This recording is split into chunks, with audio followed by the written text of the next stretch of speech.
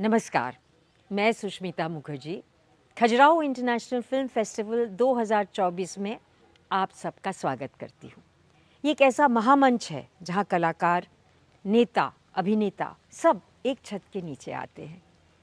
तो चलिए मिलते हैं इन सब कला प्रेमियों को।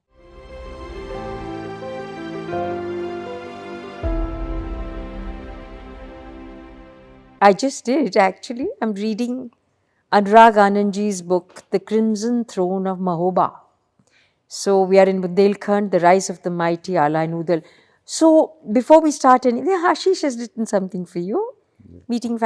So Ashish Vidyarthi has written, if you like history meeting fantasy with a dash of thrill, read on. I wouldn't be surprised if you are reminded of Devki Nandan Khatri's famed fable, Chandrakanta.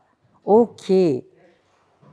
Anurag ji, why don't you tell us something about yourself to begin with, and then we'll take it forward with the books. Sure. Thank you so much, Sushmita ji, for having me here. So I like to believe I'm a storyteller. I've been writing since an early age. I've written about 15 novels so far, and I'm a painter, an artist, and a corporate professional. I heard that. I heard that. So you're a high corporate, person of Coca-Cola. Am I right? That's correct. And you're an artist. Wow, corporate artist combination. Lovely. So it's just an attempt to balance the left and the right brain. Right. So you've written 15 books in a career spanning how long? Roughly about 18 to 20 years since I've been writing. Okay. So it's your passion as how do you? It's more a cathartic outlet. So you need that outlet to retain your sanity, to retain that focus in life despite all that's happening all around. So it's been something that I've been doing more for myself, and that's what has worked for me, because there's never a commercial thought behind it. It's more about what I want to write.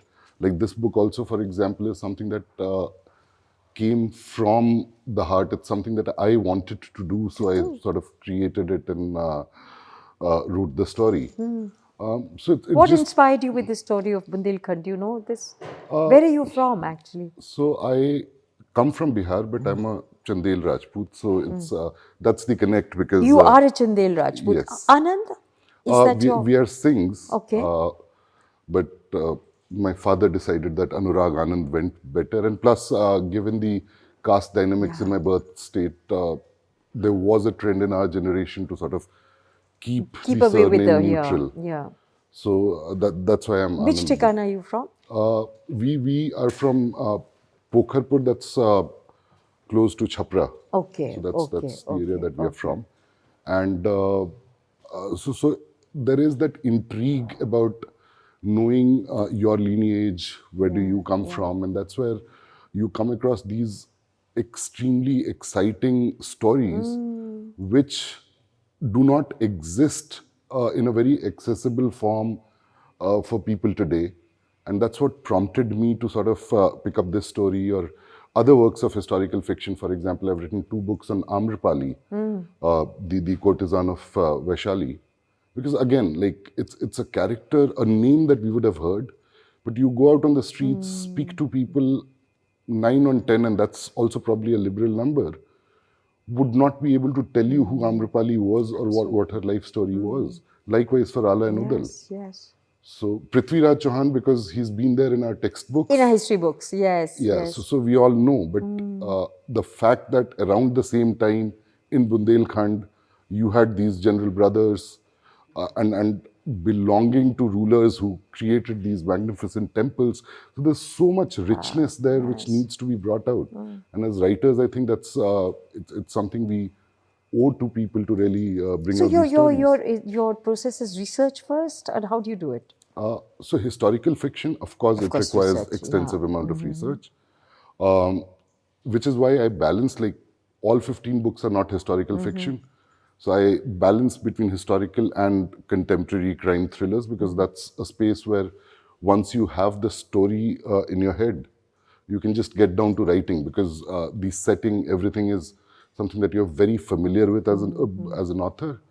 And so you don't need to deep dive, so Historically, to you say. don't. So, how do you do your day? I mean, with your corporate job, and when do you write?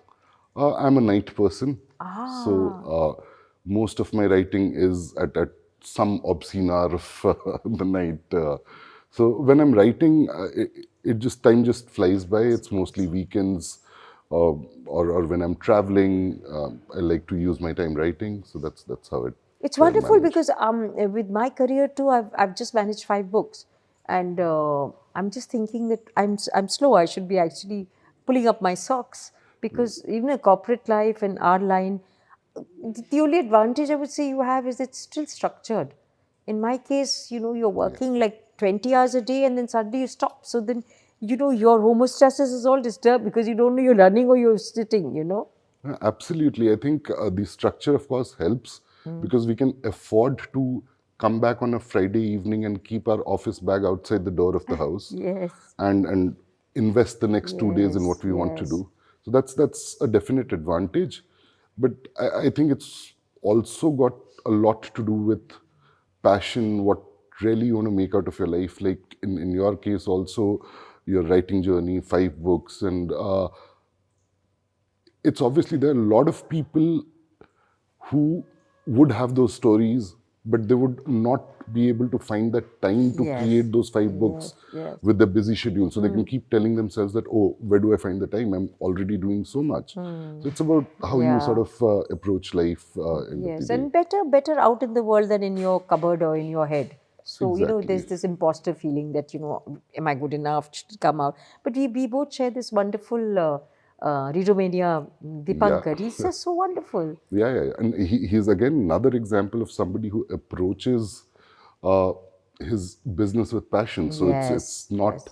his primary commercial enterprise, Yes, and it's yes. something that he does from his heart From his again. heart. So And then the way he nurtures us, it just, yeah, really, he almost creates a family-like community yes, of all the authors who work with him, and it's absolutely. just fantastic meeting anybody who's written with Readomania Yes, and he anywhere takes in us the to world. festivals, and then So even Shutupa, she also does a lot of historical fiction. Yes, I she read a does. lovely book of hers, um, on the Chittorgarh. Have you read that? I haven't. It's a very fine book she's written. I was very inspired. So I'm sure this is a very lovely genre. And where can I pick up this book? At Amazon? It's available on Amazon, Yeah, Flipkart, yeah. and even the major bookstores across the Oh, country. nice, nice, nice. And I believe you're making movies. I mean, you've been approached for which of this? Anything is happening on the movie front? Yes, so the Amrapali books that I spoke about, their rights have been picked up. Okay. However, that's an industry that, of course, you would know much better. So I think where it's stuck right now is because it's a period film with a female lead. Given the costs, I think the cost dynamics right now are a bit of a challenge. So there is 2 years, the industry's been a little bit on yeah, its. and then Yeah. there is another, and that's a Readomania book, incidentally, called To Hell and Back. It's a crime thriller based in Gurgaon, for which the rights have been picked up by a major production house, and I'm keeping Lovely. my fingers crossed. That's wonderful. That's really amazing. So Thank nice you. talking to you, Anurag. I wish I could have spoken to you more, but I think you'll be required to go to the. Did you see any of the guys?